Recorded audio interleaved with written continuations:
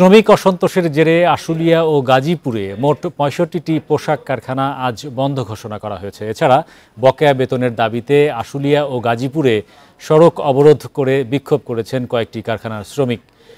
এদিকে কারখানায় নাশকতা, বিশৃঙ্খলা সৃষ্টিসহ নানা অভিযোগ গাজীপুরে ২৪ জনকে আটক করেছে যৌথ বাহিনী।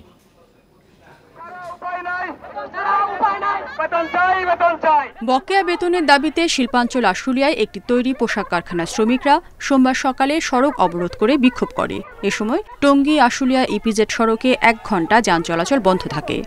বিগত ২ মাসের স্যালারি আমরা এখন পর্যন্ত পাই নাই এবং স্টাফদের বকেয়া বেতন ৩ মাসের বাকি আছে। আমরা চাই আমাদের ফ্যাক্টরি চলুক, আমাদের বকেয়া বেতনগুলো দিয়ে দিক। চলমান শ্রমিক অসন্তোষের জেরে শ্রম আইনের অধীনে সোমবার আশুলিয়ার মোট ৪৩টি কারখানা অনির্দিষ্টকালের জন্য বন্ধ ঘোষণা করা হয়। এছাড়া ৯টি কারখানায় দেওয়া হয়েছে সাধারণ ছুটি। শিল্পাঞ্চলের বাকি সব কারখানায় উৎপাদন স্বাভাবিক রয়েছে, তবে যে কোনো অপ্রীতিকর ঘটনা এড়াতে সতর্ক অবস্থায় আছে আইনশৃঙ্খলা বাহিনী। আমরা চেষ্টা করতেছি মালিকের সাথে শ্রমিকের সম্মিলনটা ঘটায় দেওয়া, যাতে দুই পক্ষ বসতে পারে, একটা পরিবেশ হয়, দুই পক্ষ বসে তাদের কথাবার্তাগুলো ক্ষোভ যা আছে, যার যাই আছে কথাটা বলতে পারে। এদিকে সকালে গাজীপুরের কালিয়াকৈর, টঙ্গী ও বাঘের বাজার এলাকায় ৩টি কারখানা শ্রমিক বকেয়া বেতন সহ নানা দাবিতে মহাসড়কে অবস্থান নেয়। এতে ঢাকা টাঙ্গাইল ও ঢাকা ময়মনসিংহ মহাসড়কে দেখা দেয় তীব্র যানজট। দুপুর ১২টার দিকে যৌথ বাহিনীর সদস্যরা শ্রমিকদের মহাসড়ক থেকে সরিয়ে নিলে যান চলাচল স্বাভাবিক হয়। আমাদের একটা লোক বের করতে পারবো না, আমাদের কোনো জুলুম করা যাবে না। 10টা পর্যন্ত যে ডিউটিটা করি আমরা, এখানে 60 টাকা আমরা নাইট বিল চাই, আর 10টার পরে যে ডিউটিটা করব ওইটা আমরা 100 টাকা নাইট বিল চাই। এছাড়া গাজীপুরে কোকোলা ফুডের শ্রমিকরা বোনাস সহ নানা দাবিতে বন্ধ থাকা কারখানায় ভাঙচুর চালায়। রেশমি নন্দী, ইন্ডিপেন্ডেন্ট নিউজ। বেসরকারি খাতের ৯ বাণিজ্যিক ব্যাংকের চলতি হিসাবের ঘাটতি ১৮,০০০ কোটি টাকা ছাড়িয়েছে। এর মধ্যে রয়েছে ন্যাশনাল ব্যাংক, ফার্স্ট সিকিউরিটি ইসলামী bank, SIBL, union, commerce bank, Exim ইসলামী, পদ্মা, ICB ইসলামী ব্যাংক। সোমবার এ তথ্য জানিয়েছে বাংলাদেশ ব্যাংক। এর মধ্যে 5টি ব্যাংক তারল্য সংকট কাটাতে বাংলাদেশ ব্যাংকের গ্যারান্টি চুক্তি সম্পন্ন করেছে।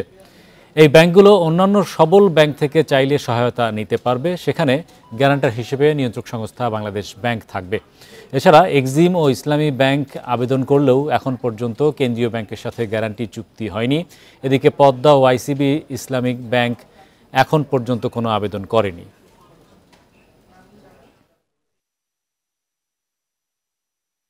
পাঁচটি ব্যাংক বাংলাদেশ ব্যাংকের সাথে তারল্য সহায়তা গ্রহণের জন্য চুক্তিবদ্ধ হয়েছে।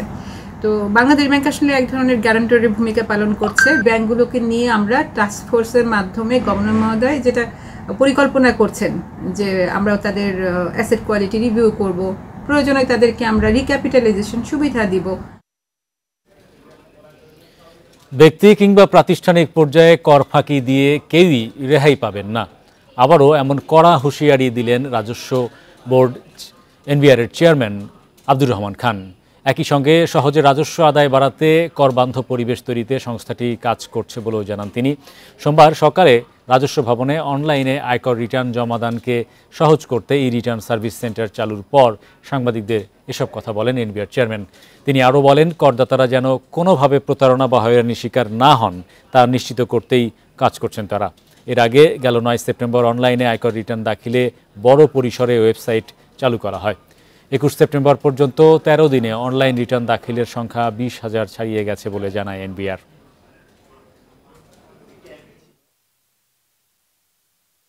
যে সকল ব্যক্তিদের ক্ষেত্রে আমাদের রিস্কটা অনেক বেশি, তাদের সম্পর্কে যে আমরা বিভিন্ন মিডিয়াতে, পত্রপত্রিকায়, বিভিন্ন গোয়েন্দাদের মাধ্যমে যাদের ব্যাপারে আমরা স্পেসিফিক তথ্য পাচ্ছি তাদেরকে আমরা প্রায়োরিটি দিচ্ছি। ডেফিনেটলি আমরা যে বৈষম্যহীন এবং দুর্নীতিমুক্ত বাংলাদেশ যেটা আমরা করতে চাই, জাতীয় রাজস্ব বোর্ড অবশ্যই অঙ্গীকারবদ্ধ। এদিকে সাবেক ভূমিমন্ত্রী সাইফুজ্জামান চৌধুরীর বিদেশে থাকা সম্পদের অনুসন্ধান শুরু করেছে NBR-এর কেন্দ্রীয় গোয়েন্দা সংস্থা CIC। এরই মধ্যে তার আয়কর নথি সংগ্রহ করেছেন গোয়েন্দারা। তারা জানান, তথ্য গোপনের দায়ে বিদেশে থাকা সম্পদের সমপরিমাণ অর্থ জরিমানার মুখে পড়তে পারেন সাবেক এ মন্ত্রী। দ্বাদশ জাতীয় সংসদ নির্বাচনের আগে বিদেশে থাকা সম্পদ নিয়ে বিতর্কের মুখে পড়েন সাবেক ভূমিমন্ত্রী সাইফুজ্জামান চৌধুরী জাবেদ। সংবাদ সম্মেলনে বিদেশে সম্পদ থাকার কথা স্বীকার করেন তিনি। আয়কর নথিতে এসব সম্পদ না দেখানোর কথাও জানান। জাবেদের স্বীকারোক্তি সত্ত্বেও তখন কোনো ব্যবস্থা নেয়নি জাতীয় রাজস্ব বোর্ড এনবিআর। ওখানে কলামও কোনো জায়গায় বলে নাই যে আপনার বিদেশি সম্পদ উল্লেখ করা, যদি থাকতো না দিতাম আমার অপরাধ হতো। সাইফুজ্জামানের বিদেশে গড়া সম্পদ নিয়ে গত সপ্তাহে অনুসন্ধানী প্রতিবেদন প্রচার করে কাতার ভিত্তিক TV channel Al Dubai, যুক্তরাষ্ট্র, যুক্তরাজ্য সহ বিভিন্ন দেশে প্রায় 70 কোটি ডলারের সম্পদ গড়ার তথ্য উঠে আসে প্রতিবেদনে। জাবেদের রাজনৈতিক ক্ষমতা না থাকায় এবার অনুসন্ধানে নামল সিআইসি। গোয়েন্দারা জানান, প্রথমে জাবেদের আয়কর নথি পর্যালোচনা করা হবে, মিলিয়ে দেখা হবে তার নামে ওঠা বিভিন্ন অভিযোগ। তারপর শুরু হবে অধিকতর তদন্ত। গোয়েন্দারা জানান, অধিকতর তদন্ত হতে পারে দুই উপায়ে। প্রথমত, পররাষ্ট্র মন্ত্রণালয়ের মাধ্যমে সংশ্লিষ্ট দেশের সঙ্গে তথ্য পেতে যোগাযোগ। দ্বিতীয়ত, আন্তঃসংস্থার সদস্যদের সমন্বয়ে বিশেষ তদন্ত টিম গঠন। যারা মিলিয়ন মিলিয়ন ডলার বিদেশে পাচার করেছে, মানি লন্ডারিং করেছে, এই লোকগুলোর বিরুদ্ধে কোনো কথাই আসলে কোনো পর্যায় থেকেই বলা সম্ভব হতো। তো এখন যে পরিবেশ এসছে, আমি মনে করি এনবিআর যথেষ্ট সক্রিয় হবে। আইন অনুযায়ী বিদেশের সম্পদ আয়কর নথিতে উল্লেখ না করা অপরাধ। সম্পদের বাজার মূল্য যত হবে ঠিক সে পরিমাণ অর্থ জরিমানা করতে পারবে এনবিআর। সংশ্লিষ্ট নাগরিকের দেশের সম্পদ ক্রয় করে জরিমানা আদায় করা যাবে। এতেই শেষ নয়, বিদেশে সম্পদ প্রমাণ হলে দেখাতে হবে উৎস। বৈধ উৎস দেখাতে না পারলে অর্থ পাচারের অভিযোগে মামলা হবে। Ruhul Amin, independent news, Dhaka. শরীয়তপুরের গোসাইরহাটের চরাঞ্চলে একটি পোশাক কারখানা বদলে দিয়েছে এলাকাকে।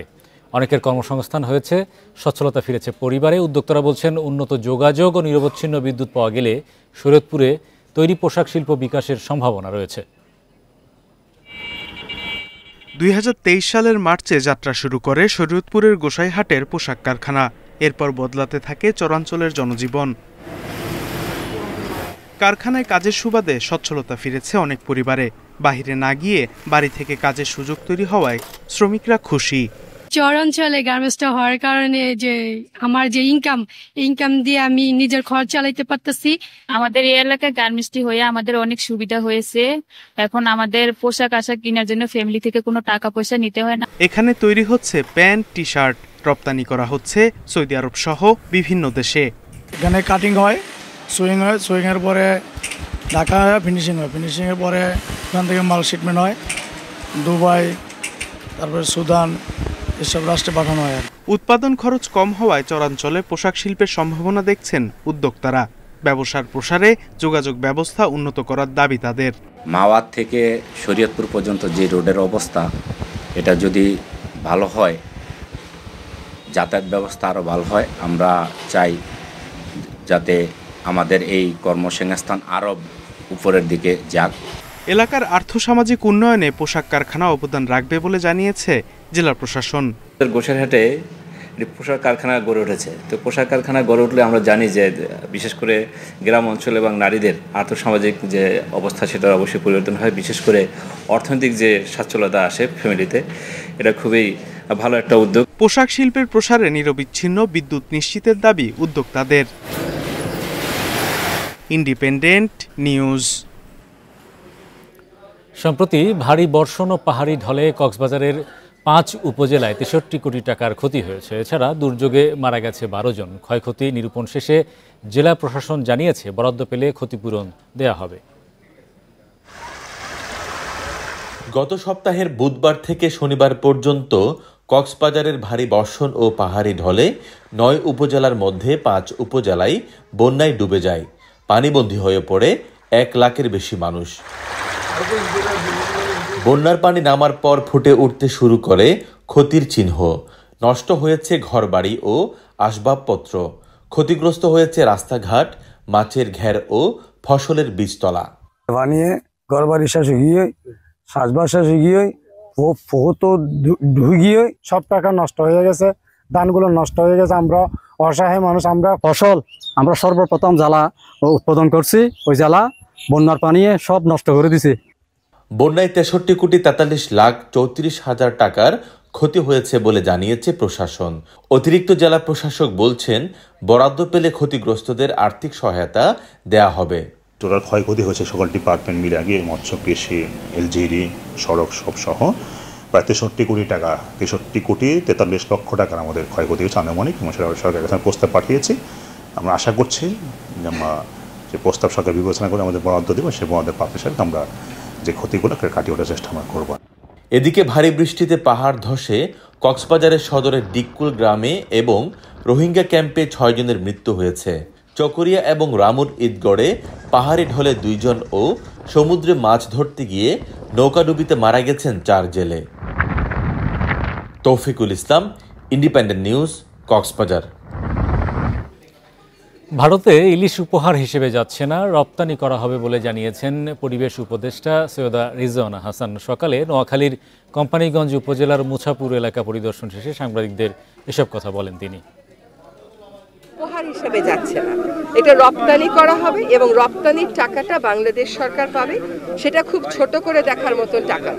আর দ্বিতীয় বিষয় হচ্ছে যে বাংলাদেশ থেকে ইলিশ চলে গেলে, এখনো তো যায়নি, গেছে, খালি একটা সিদ্ধান্ত হয়েছে, তার আগেই তো দাম বেড়ে গেছে। কাজে রপ্তানি হলে দাম বাড়বে এই কথাটা ঠিক না। সপ্তাহের দ্বিতীয় কার্যদিবসে ঢাকা স্টক এক্সচেঞ্জে সূচক বাড়লেও কমেছে লেনদেন। সেই সঙ্গে DS30 সূচক এবং DSE X সূচকেও ইতিবাচক ধারায় লেনদেন শেষ হয়েছে। সোমবার ডিএসসির প্রধান সূচক DSE X 25.41 পয়েন্ট বেড়ে অবস্থান করছে 5,760 পয়েন্টে। 14 কোটি টাকা কমে লেনদেন হয় 674 কোটি 38 লাখ টাকার শেয়ার। হাত বদল হওয়া 398 কোম্পানির মধ্যে দর বেড়েছে 112টির, কমেছে 237টির এবং অপরিবর্তিত ছিল 49টি শেয়ার ও মিউচুয়াল ফান্ডের দর। দর বৃদ্ধির তালিকায় রয়েছে ব্র্যাক ব্যাংক, লিন্ডে বিডি, সোনালী আঁশ।